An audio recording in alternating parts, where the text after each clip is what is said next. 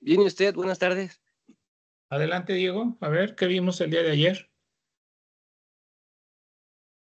Bien. ¿Quién me quiere recordar qué es lo que vimos el día de ayer?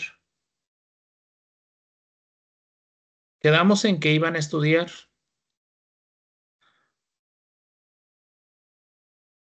¿Quién dice yo?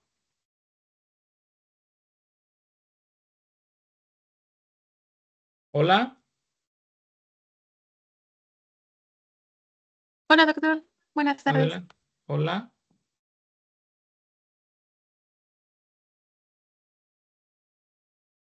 Bueno, doctor, estábamos viendo lo de la expresión de los genes, para... A ver, ¿qué vimos en la segunda semana? ¿Qué pasa en la segunda semana?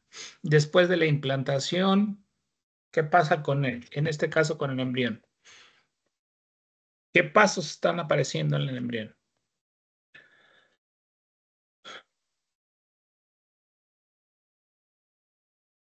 Bueno, aparece el citotrofoblasto. Bueno, ajá, forma ya cavidades, y esas pues van a ser las vellosidades del trofoblásticas primarias. Igual el embrión se va integrando como al endometrio más y la membrana celómica. Se separa y forma, pues como vacuolas y ya forma el mesodermo esplácnico extraembrionario y el mesodermo somatopleurítico extraembrionario. Eso es cuando el hipoblasto crece dentro del citotrofoblasto, que se llama membrana exocelómica, ¿verdad? Y primero se forma esta capa, posteriormente va apareciendo vacuolas dentro de esta capa y ahora van a formar dos membranas o dos capas. El mesodermo somatopleurítico, que es externo y que crece más que el mesodermo esplagnopleurítico, que no crece tanto. ¿Ok? Entre estos dos van a formar la cavidad coriónica. Muy bien. ¿Qué pasa en este caso? ¿Cuántas cavidades tenemos en la segunda semana? ¿Por qué les dije que se llama la semana de los dos o bilaminar? La cavidad coriónica y la cavidad amniótica. ¿Y el saco vitelino? ¿Dónde quedó? No, la cavidad... ¿El trofoblasto cuántas capas va a formar?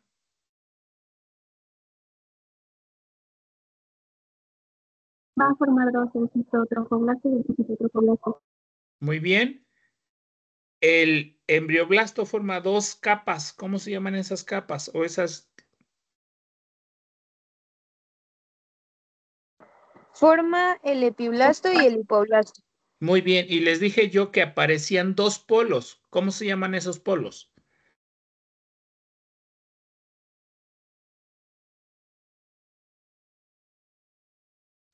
¿Cómo se llaman Creo que esos era polos? el polo embriónico y anembriónico. Muy bien. Por eso se llama la segunda semana o bilaminar, pero yo le digo que le pongo la semana de los dos. ¿Ok? En esta semana es cuando se lleva a cabo el inicio de la circulación uteroplacentaria y es cuando tiene en contacto la sangre materna con, en este caso, el embrión. Y había yo hablado acerca de la compatibilidad. ¿Qué pasa si en este caso el complejo de mayor de histocompatibilidad de la mujer no acepta el embrión? ¿Se llevaría a cabo un aborto espontáneo? Exacto, porque funciona como un cuerpo extraño, funciona algo extraño a su cuerpo. Muy bien. Muchos de los embarazos, de los problemas, en este caso de esterilidad, en cierto tipo de parejas, es esto. No hay compatibilidad. Hay veces que forma la mujer anticuerpos antiesperma y también esa es una causa de esterilidad. Bueno, también otra cosa que vimos en el aspecto clínico es cuando tenemos inserciones anómalas o implantaciones anómalas del embrión. ¿Cuál es el sitio correcto del sitio de implantación del embrión?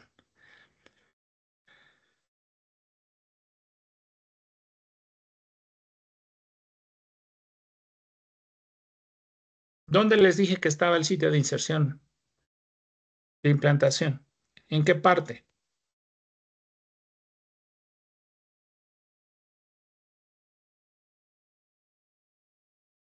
Parte superior y posterior del endometrio, en este caso en el útero, ¿verdad? Los sitios anómalos es cuando tenemos una implantación en el cuello o cuando tenemos un embarazo ectópico. Pasamos a la tercera semana. ¿Qué otra forma se le llama a la tercera semana? La de gastrulación. Gastrulación. Muy bien. ¿Y por qué se caracteriza esa semana? Cuéntame. Pues en la tercera semana va a aparecer lo que es la línea primitiva y la Ok. fosita primitiva, que va a ser el nódulo de Hesen, que eso fue lo que mencioné ayer. Ok. También vamos a encontrar que va a haber migraciones de células del epiblasto para que esto forme lo que es el mesodermo, Muy que bien. básicamente es el ectodermo en la parte superior y el endodermo en la parte inferior. Y también mencionó como punto clave que, por ejemplo, el mesodermo va a tener ciertos nombres según su ubicación, que va a ser paraxial, intermedio o lateral. En este caso también, por ejemplo, lo del nódulo de Hedsen hacia la parte cefálica va a formar lo que va a ser la Se notochorda. invagina, se invagina Ajá. y va a formar un macizo, ¿ok? Hacia la parte cefálica, hacia la placa precordal. ¿Se acuerdan ustedes que les había dicho de esa placa precordal? ¿Ok? Esa notocorda, primero se forma este macizo, muy bien. Posteriormente se tubuliza, ¿ok? Ajá. Ahora, ¿qué pasa con el endodermo que se encuentra en contacto con la notocorda?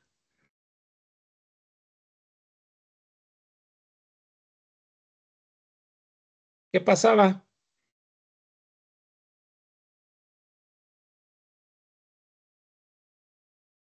¿Qué pasaba?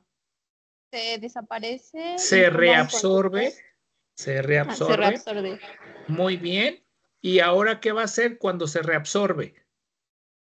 Se va a formar el conducto neuroentérico. Muy bien. ¿Y qué va a pasar con ese conducto neuroentérico? ¿Qué hace? Va a permitir que el líquido amniótico pase al saco vitelino. Se van a comunicar estas dos cavidades. Pero ¿qué pasa con ese conducto neuroentérico? ¿Se tiene que Obliteral. cerrar o obliterar? Muy bien. Y bueno, ¿qué más vimos? Vimos también el crecimiento o los ejes corporales del embrión. Les dije yo que hasta esta semana el embrión es simétrico, ¿no? Y empiezan a aparecer diferentes genes. Les había yo dicho de uno de ellos, el nodal. ¿Qué función tiene el nodal? Pues el eje nodal, ajá, es el que inicia o va a mantener lo que es la línea primitiva y también va a determinar la lateralidad izquierda, que en ese caso sería corazón, vaso y estómago. Es desviación de la punta. A nivel del pulmón, ¿qué pasa? Se convierte en otro gen, ¿no? Que es el de Snail, que ese va a determinar la A lateralidad nivel del derecha. pulmón tenemos una formación de una cisura. Muy bien. A nivel del hemisferio lleva el control del área de Broca, que es el del habla y de la dominancia en los diestros. ¿Ok? A nivel de forma el vaso, tiene desviación de la punta del corazón hacia el lado izquierdo, tiene mayor crecimiento, en este caso el intestino anterior, en este caso forma la curvatura mayor, ¿ok? Inicia la rotación del intestino posterior. Les dije yo que el apéndice normalmente se forma del lado izquierdo y hace una rotación de 180 grados para localizarse en fosa ilíaca del lado derecho. ¿Quedamos? Esa es la función de nodal. ¿Quién me quiere hablar acerca de la función de Snail? Expresa las características de los órganos del lado derecho. Ok. ¿Cómo cuáles? Como el hígado, el cabeza de páncreas, A ver, determina la empezamos en rotación el del pulmón. intestino. ¿Qué características tiene ese pulmón?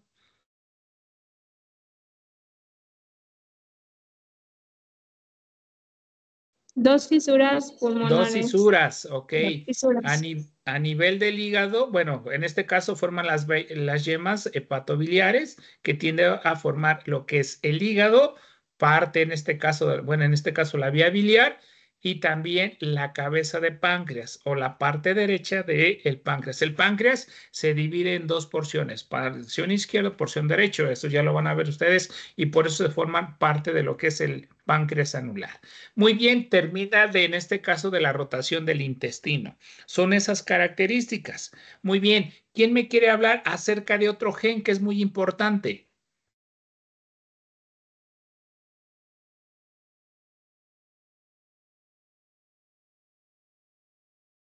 En la parte inferior, ¿qué gen aparece? El gen de Brachyuria. ¿Y qué hace el brachyuria? Va a formar el crecimiento de estructuras a nivel inferior. De extremidades inferiores. Ustedes se van a dar cuenta en cierto tipo de personas que tienen un poquito de asimetría de la parte de la cadera hacia arriba y de la parte de la cadera hacia abajo. Pueden tener buena longitud de la extremidad superior, pero de extremidades cortas. Ya saben que es por eso. Alteraciones de la forma, alteraciones de lo que es en este caso la separación de las piernas, es por esa deficiencia. Muy bien. Hablamos acerca del endodermo vascular anterior. ¿Qué hace eso? ¿Qué hacen esos genes?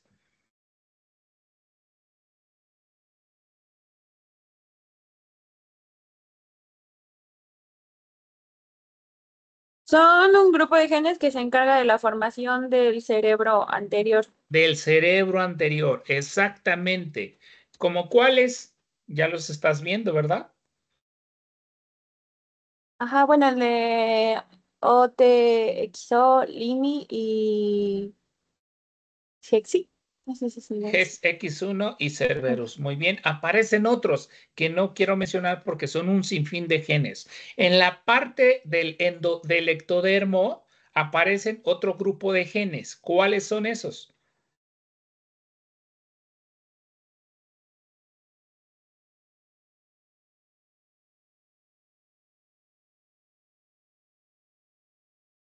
Ahí lo están viendo, chicos.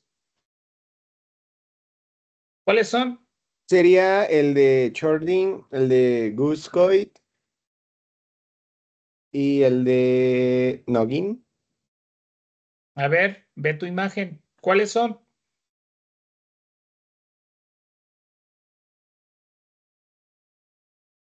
¿Cuáles son?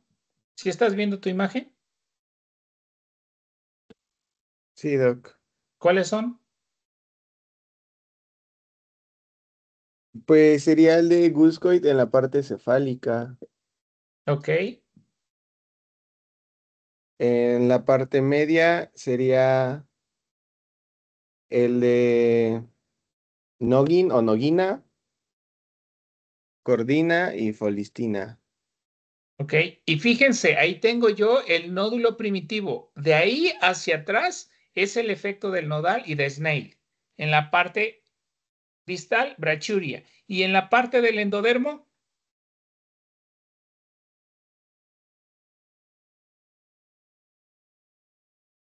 La proteína morfogénica de hueso. ok, muy bien. Estas unas con otras se tienen que antagonizar, tienen que salir en el momento, la cantidad adecuada y se tiene que desaparecer en el momento adecuado. Cuando intervienen o cuando se altera este mecanismo de, en este caso, de expresión de estos genes, vienen todo el resto de las malformaciones. Ok, entonces estas son las características que tienen estos genes. ¿Qué se le llama situs inversus?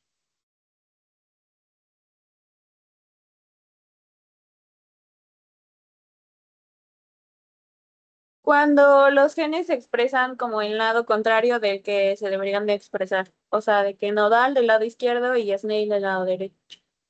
Ok, Al muy revés. bien. Ahora, ¿qué se le llama isomerismo derecho?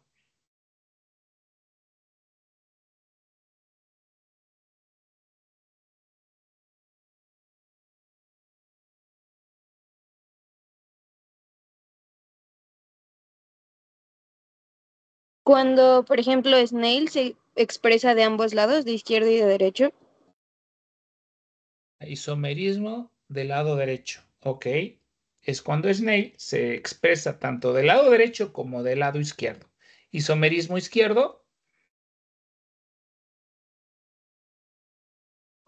Cuando nodal se expresa de ambos lados, del lado derecho y del lado izquierdo. Muy bien. Ahora, esos son causantes de múltiples malformaciones estructurales y que, pues bueno, nosotros lo vemos cuando vamos a pediatría.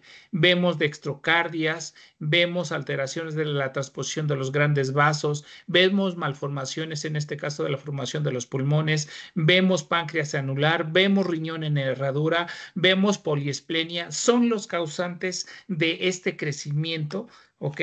A partir de aquí ya no es simétrico. Hay un síndrome que se le llama el síndrome de sirenomelia, que es exactamente deficiencia o ausencia de la expresión ¿de qué? Brachuria. Brachuria. Ya se van a dar cuenta ustedes. Entonces, hasta ahorita ya vamos viendo más o menos. Bueno, creo nos quedamos aquí, ¿verdad, chicos? ¿Se acuerdan de la línea en este caso, de nodal? El nodal inicia y mantiene en este caso la línea primitiva, pero tiene que llegar un momento en que se tiene que reabsorber. Si esta reabsorción no se lleva a cabo, van a formar tumores de tipo neurogénico, que son teratomas sacrococcigeus. Tenemos esta clasificación. Los más graves, pues bueno, es el tipo 1. El menos grave es el tipo 4. Ellos tienen problemas de movilidad de las extremidades, tienen afecciones sobre todo en el control de los esfínteres. El tratamiento, pues bueno, es quirúrgico, son discapacitantes en alguno de ellos. Este es un prematuro, si se dan cuenta, está intubado. Se dan cuenta que en este caso la prematurez por las características de su piel, el tamaño, y ¿qué creen? Tiene un teratoma sacrococcigeo tipo 1. Muy bien, este paciente, pues bueno, tiene problemas sobre todo en este sitio de movilidad y más adelante. Bueno, pasamos a la cuarta semana. Ya saben ustedes que tenemos el ectodermo, tenemos el mesodermo. Este es el mesodermo paraxial, el mesodermo intermedio y el mesodermo lateral. Aquí tengo yo, en este caso, todo lo que es el endodermo. Aquí yo tengo la notocorda, muy bien. Esta notocorda, si se dan cuenta, primero es maciza, posteriormente se vuelve hueca, que ya saben ustedes que forma el conducto neuroentérico, se tiene que obliterar. Muy bien. En la cuarta semana aparecen dos cosas. La formación de los somitas. ¿Qué son los somitas? Son bloques independientes que se encuentran lateral a la notocorda. Muy bien. Aquí los encontramos paraxiales porque se encuentran a un lado de la notocorda. ¿Ok? Y aparece una cosa que se le llama neuralización. Bueno, se va a formar el tubo neural, que eso es lo más importante en el 4. Y aquí tengo yo en este caso la notocorda, donde una célula de estas es muy importante para la secreción de sustancias. Estas sustancias van a tener un efecto en un órgano blanco y van a empezar a generar lo que es la formación del neuroblasto. La notocorda es un inductor principal para el crecimiento y la neuralización del sistema nervioso central. Aparecen otros que ya lo saben: factor de crecimiento transformador beta, proteína morfogénica de hueso, y uno, sónico erizo, o también llamado SHIP. Este es uno de los principales que van a ser los inductores de la neuralización. Y bueno, aquí lo tenemos. Este es el embrión, viéndolo en la parte del ectodermo. Estamos hablando de la cavidad amniótica. Aquí tengo yo. Si se dan cuenta, el mesodermo paraxial, que lo encuentro en este sitio, son bloques independientes que se encuentran alrededor de la notocorda y que le sirven normalmente como un cilindroeje. En base al número de somitas que nosotros tenemos, nosotros podemos saber en qué semana o en qué día de la cuarta semana los podemos llegar a encontrar. Muy bien. Ahora, aquí yo tengo la notocorda, aquí está. La notocorda empieza a generar lo que es la liberación de SHIP o de sónico erizo. ¿Qué es lo que va a hacer? Bueno, va a estimular primero a nivel del ectodermo que aparezcan unas sobrelevaciones en la parte lateral de la línea media y vamos a encontrar entonces que se le llaman crestas neurales. En la parte central se le llama surco neural y bueno, aquí aparece también White, aparece la proteína morfogénica de hueso y van a hacer que estas crestas neurales vayan creciendo, crecen hacia la parte central. Aquí están de azul. Fíjense cómo estos genes de White, de Sheep y la proteína morfogénica de hueso hacen que crezcan estas crestas neurales, generando al inicio un surco y posteriormente forman un tubo. Esto es lo que se le llama como neuralización. Aquí les estoy mencionando cómo estos genes son importantes para la neuralización. Si yo no tengo Sheep, no tengo White y en este caso la proteína morfogénica de hueso, no se va a llevar a cabo la neuralización. ¿Y qué creen? El paciente va a madurar, no se va a formar este tubo neural y condicionan lo que se le llama como craneorraquisquisis, que se los voy a mencionar más adelante. Muy bien, otra forma, como aquí yo tengo la notocorda con, en este caso, Sheep, la White y la proteína morfogénica de hueso que inician en este caso el crecimiento de las crestas neurales que los tengo yo de azules, formando en medio el surco neural y fíjense cómo se va cerrando unas con otras. Una vez que ya se cerró este tubo neural, estas crestas neurales no se quedan dentro del tubo neural, se quedan completamente independientes. Aquí yo tengo el tubo neural, las crestas neurales se quedan por arriba y lateral al tubo neural y fíjense aquí cómo la epidermis se volvió a fusionar para hacer solamente una estructura, que es lo que vemos nosotros en este embrión. Muy bien. Entonces es lo que se llama como tal neuralización. Les pongo muchas imágenes para que ustedes me lo vayan comprendiendo. La notocorda, tengo las crestas neurales, se forma el surco neural. Estas crestas neurales se fusionan, fíjense bien, se fusionan, son importantes, pero no quedan integradas dentro del tubo neural. Se quedan lateral al tubo neural. Muy bien, en esta otra imagen de este embrión tengo la cavidad amniótica, el saco vitelino, la notocorda, el ectodermo, aquí yo tengo mi mesodermo y el endodermo. Fíjense cómo estas crestas neurales crecen en este sitio, aquí lo vamos viendo cómo va teniendo este crecimiento, se va cerrando, se fusionó, se formó el tubo neural, aquí ya tengo las crestas neurales laterales y aquí es cómo se va formando. Son puras imágenes que cómo se van quedando independientes las crestas neurales. Ahora, en el tubo neural, bueno, se van a formar las neuronas más, podríamos decir, más viejitas que se les llaman como neuroblastos. Los neuroblastos van a dar origen propiamente dicho a las neuronas. Estas neuronas que tenemos en la médula espinal, en bulbo, protuberancia, mesencéfalo y a nivel de los hemisferios y que van a formar diferentes tipos de neuronas, apolares, bipolares, monopolares, ¿ok? Esto es lo que se forma realmente de este tubo neural.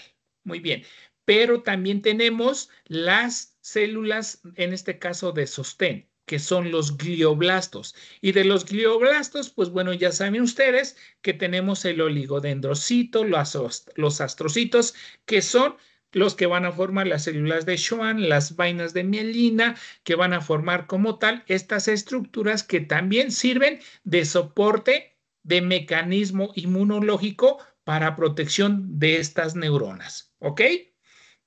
Y aquí yo tengo entonces ya mi embrión y fíjense cómo mi tubo neural, aquí lo tengo cerrado. Estas crestas neurales, bueno, se van a diferenciar en diferentes órganos. Al inicio, pues bueno, van a formar, en este caso, van a formar, de hecho, el ganglio de la raíz dorsal. Acuérdense ustedes que en este caso tengo los axones, el ganglio este ganglio de la raíz dorsal que es sensitivo, se forman de estas crestas neurales. Se van a formar las células pigmentarias de la epidermis. Fíjense bien, epidermis, no de la dermis. Epidermis. Y bueno, ahí tenemos los melanocitos.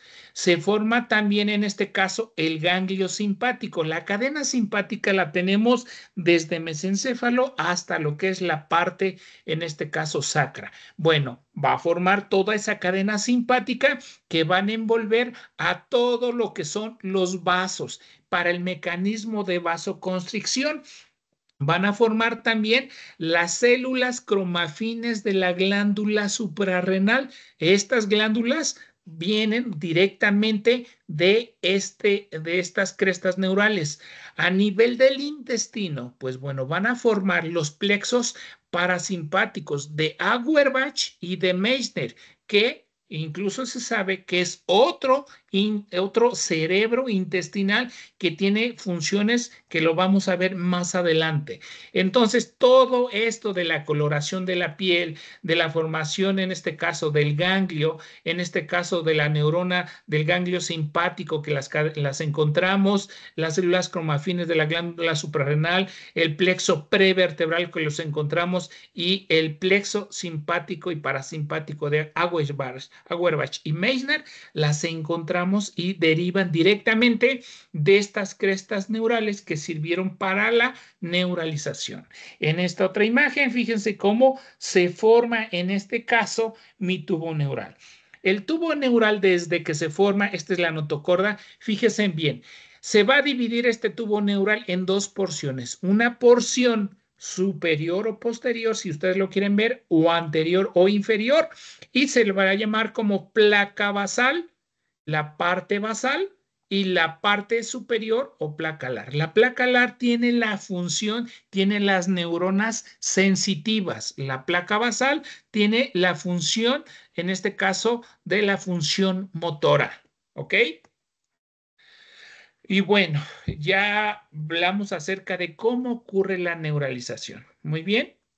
Vamos, todavía me falta más adelante. Ya empieza a cerrarse ese tubo neural. Y bueno, en la cuarta semana, ¿ok? Aparecen los somitas, que les dije yo que son bloques independientes de mesodermo paraxial ubicados a un lado de la notocorda o del tubo neural, como ustedes quieran, ¿ok? Y bueno, estos somitas realmente van a variar dependiendo de la edad de esa cuarta semana. En teoría son de 43 a 44 somitas. Aquí los tenemos de 43 a 44 somitas. Muy bien, tenemos 4 occipitales, tenemos 8 cervicales, tenemos 12 dorsales, 5 lumbares, 5 sacras y de 8 a 10 coccigios, que estos normalmente son muy rudimentarios. Si se dan cuenta ustedes, cuando hablamos de la anatomía del coxis, son de 4 a 5 bloques muy pequeños, muy rudimentarios. Bueno, todos estos, bueno, derivan de estos somitas y son bloques independientes porque los vamos a ver como bloques solitos, como si fuera un gusano dividido cada uno con diferentes anillos. Esto es lo que nosotros estamos viendo en el embrión. Muy bien. Ahora, fíjense bien. Este es un somita. Los somitas que van a formar 3 estructuras. Para su estudio solamente mencionan uno que se le llama esclerotoma, que lo encontramos más medial o más cerca de la notocorda, y uno periférico, uno lateral o periférico que se le llama dermatomiotoma. Muy bien. Ahora, fíjense bien, tiene la forma de bloques independientes, tiene la forma triangular y se localizan lateral a la notocorda. Bueno, este es, en este caso, la notocorda y este es mi tubo neural. ¿Qué va a hacer en este caso el esclerotoma? El esclerotoma va a migrar envolviendo el tubo neural y envolviendo la notocorda, ¿ok? Aquí, si se dan cuenta, lo va envolviendo. Aquí tengo yo mi esclerotoma y fíjense cómo va envolviendo mi tubo neural y mi notocorda, ¿ok? Entonces, ¿Qué va a formar el esclerotoma? Va a formar todas las vértebras que nosotros tenemos. Las primeras 4 van a dar origen a los huesos de la base de cráneo. Esfenoides, ¿ok? Occipital, en este caso, son las importantes estructuras. A nivel cervical, todas las cervicales, a nivel de lo que es la región torácica, todas las vértebras torácicas junto con las costillas, a nivel lumbar, las vértebras lumbares, a nivel del sacro, que ya saben que se consolida en uno solo y forma el sacro, y a nivel del coxis, bueno, esas muy rudimentarias. Bueno, el esclerotoma va a formar todas esas estructuras. Ahora, el esclerodermatomioma, en este caso, el dermatomiotoma, que los encuentro yo acá de gris y naranja, aquí lo tengo yo, de gris y naranja, ¿ok? Bueno, este tiene mayor crecimiento longitudinal. Aquí lo tengo yo, el dermatomiotoma. El dermatomiotoma lo encuentro acá. Bueno, ¿qué va a hacer? Va a arrastrar sus raíces nerviosas y motoras que vienen de cada segmento, en este caso, de cada vértebra. Y bueno, las vértebras, acuérdense ustedes que son bloques independientes también, unos condicionados arriba de otro. Y cada uno tenemos los agujeros de conjunción. De ahí derivan las raíces nerviosas, sensitivas y motoras. Bueno, esas raíces sensitivas y motoras se van a ir junto con el músculo, por eso se llama miotoma, porque se arrastra, en este caso, a la mayor parte de los músculos estriados de movimiento, desde cuello, extremidades, músculos intercostales, músculos abdominales, músculos en este caso, del muslo, de pie, de la pierna, los arrastra tanto su músculo como su nervio para ir envolviendo el embrión. Muy bien. ¿Y qué es lo que van a hacer estos? Bueno, estos van a condicionar que todo nuestro cuerpo esté mapeado y gracias a estos dermatomas nosotros podemos saber dónde encontramos alguna lesión a nivel de mi columna cervical, dorsal, lumbar. Si yo tengo afectada esta parte por un tumor o si yo tengo afectado por alguna fractura, si yo tengo afectado por alguna lesión, estos nervios van a perder función motora, función sensitiva. ¿Y cuáles son? Anestesias, hipoestesias, ¿ok? Y falta de movilidad. Por eso yo lo tengo mapeado todo mi cuerpo. Fíjense bien en esta muñequita. Lo tenemos a partir de C2 hasta S5. Pero no tenemos el C1. Fíjense qué es lo que pasa con el C1. El C1 se forma esta raíz del plexo simpático, se mete por el agujero de conjunción y me va a dar la sensibilidad de la cara interna de la parte posterior. Si yo tengo un tumor en fosa posterior, voy a tener dolor de nuca, precisamente porque ese dermatoma se encuentra dentro de la parte endocraniana, de la parte posterior. La parte sensitiva endocraniana lo tenemos por parte del trigémino. Muy bien, pero eso vamos a hablar más adelante. Ok, aquí yo tengo mi tubo neural. Fíjense cómo se cerró. Muy bien, aquí yo tengo mis esclerotomas que van a formar lo que son las vértebras. En este periodo de 2 meses a 3 meses tienen la misma longitud, tanto lo que es los nervios, el esclerotoma y el tubo neural. Conforme pasa el tiempo, mi embrión va teniendo mayor crecimiento, ¿verdad? Entonces, hasta alcanzar un tamaño de 50 centímetros y un peso de 3 kilos a 3.5, dependiendo. Muy bien, pero ¿qué creen? Los esclerotomas que se forman ya no van a tener mayor crecimiento que en este caso el tubo neural. ¿Ok? Bueno, estos sí tienen crecimiento. El que no va a tener crecimiento es mi tubo neural. Una vez que se cerró, ya va a quedar de ese tamaño.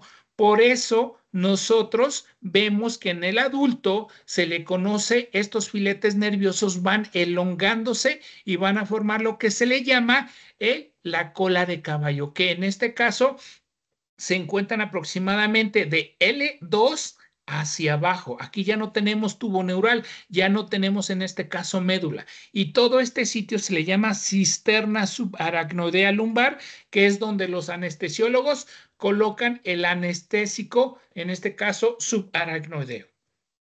Entonces son los cambios que nosotros vamos teniendo. Fíjense cómo este embrión arrastra sus nervios y sus músculos que van a dar ese mapeo a todo nuestro cuerpo. A partir de ahí, yo puedo saber por parte sensitiva y por parte motor dónde puedo encontrar yo la afección. Y bueno, aquí ya hablamos de los somitas. Son bloques independientes de 42 a 44, 4 occipitales, cervicales, torácicos, lumbares y sacros. Muy bien. ¿Hasta ahí no hay duda con respecto a la formación de los somitas, chicos? Hola, hola. Hola, hola. Despierten. No, doctor. ¿Todo bien? Ahora, fíjense bien. La pregunta es, ¿qué pasó con la notocorda? ¿Se acuerdan de la imagen? Acá tengo yo la notocorda. ¿Qué pasó? Bueno, la notocorda, el vestigio de la notocorda van a ser los núcleos pulposos intervertebrales. Este es el vestigio de la notocorda. Si yo les pregunto cuál es el vestigio, me van a decir los discos intervertebrales. Muy bien. Ahora vamos a hablar de la neuralización, ¿ok?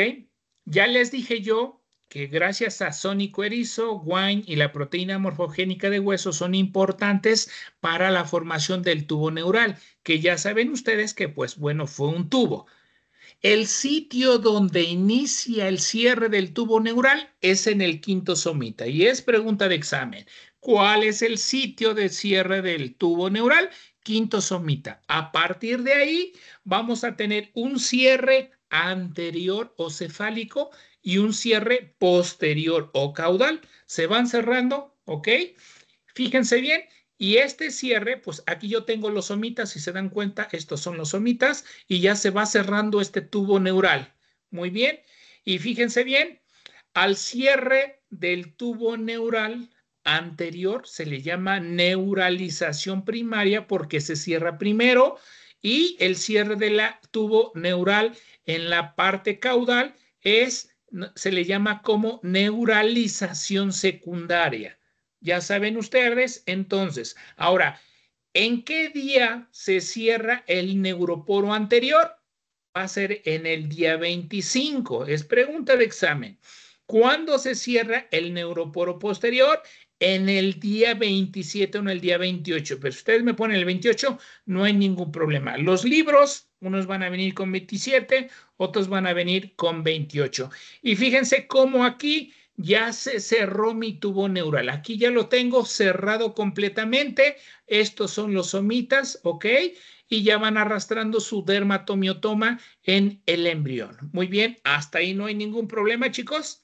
Neuralización primaria, cierre del neuroporo anterior, neuralización secundaria, cierre del neuroporo posterior. ¿Cuándo se cierra el neuroporo anterior? Día 25. ¿Cuándo se cierra el neuroporo posterior? El día 27. Y efectivamente, se le llama así tubo neural porque queda la forma de un tubo. ¿Y cómo es la forma de un tubo? Es cilíndrico en la parte hueca, ¿verdad? Aquí tengo yo entonces mi canal neural, ¿ok? Y bueno, ya lo saben ustedes, este es mi tubo neural. Ahora, ¿cuáles son las complicaciones de la falta de cierre del tubo neural? Tenemos número 1, aplasia cutis. La aplasia cutis es uno de los defectos del neuroporo anterior más leves que pueden existir. ¿Por qué más leves? Porque en este caso podemos encontrar lactantes o infantes donde vamos a encontrar en la parte del vértex una zona alopésica con piel hipoplásica, ausencia de glándulas sudorípadas, ausencia de glándulas sebáceas y ausencia de pelo. Ok, este paciente le toman una tomografía o una radiografía y fíjense cómo en este caso tenemos ausencia, podemos llegar a tener ausencia de dura madre, ausencia de hueso o en este caso solamente una membrana hipoplásica en este sitio. Si el médico general que llega con ustedes, bueno, el paciente llega con ustedes y no saben ustedes qué es aplasia cutis, pues simplemente se van a dar cuenta que por fines estéticos pueden ir a que se lo quiten, pero ojo, abajo de esto podemos llegar a tener líquido cefalorraquídeo. Hay aplasia cutis también una clasificación, dependiendo. Hay unos que tienen, en este caso, dura madre, hay unos que tienen hueso o en este caso la ausencia realmente de lo que es la piel. Tenemos que tener mucho cuidado. Si ven ustedes un paciente, esto es aplasia cutis. Los más graves, pues bueno, tenemos un grupo que se les llaman meroencefalias.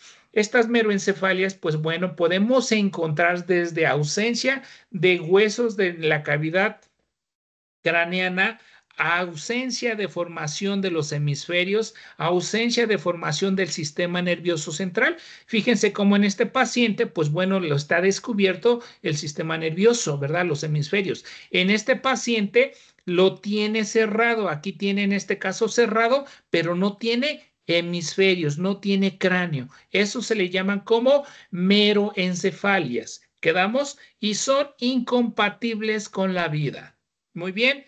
Ahora, este es un paciente con meroencefalias con ausencia completamente del sistema nervioso central.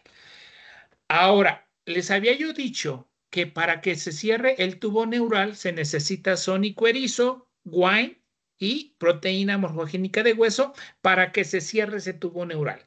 Si no aparece SHIP y todos estos genes, simplemente no se lleva a cabo la neuralización y se quedan así como si fuera un libro abierto donde aquí yo tengo mi canal neural y fíjense, aquí sí se formaron las raíces sensitivas y motoras, pero sin el cierre del tubo neural y quedan completamente abiertas. Este es una craneorraquisquisis completa y este es una craneorraquisquisis en la parte superior. Son incompatibles con la vida. Y bueno, también tenemos que obviamente tiene que tener un cierre de forma adecuada. Ahora, podemos llegar a tener una sobreexpresión de un cierre prematuro y en este caso saben ustedes que tenemos dura madre y tenemos huesos. Y estos huesos, pues bueno, pueden cerrarse más temprano antes del nacimiento y vamos a condicionar lo que se le llama craniosinostosis. Ya saben ustedes que el bebé que normalmente nace, pues bueno, tenemos en este caso los huesos separados, no los tenemos osificados.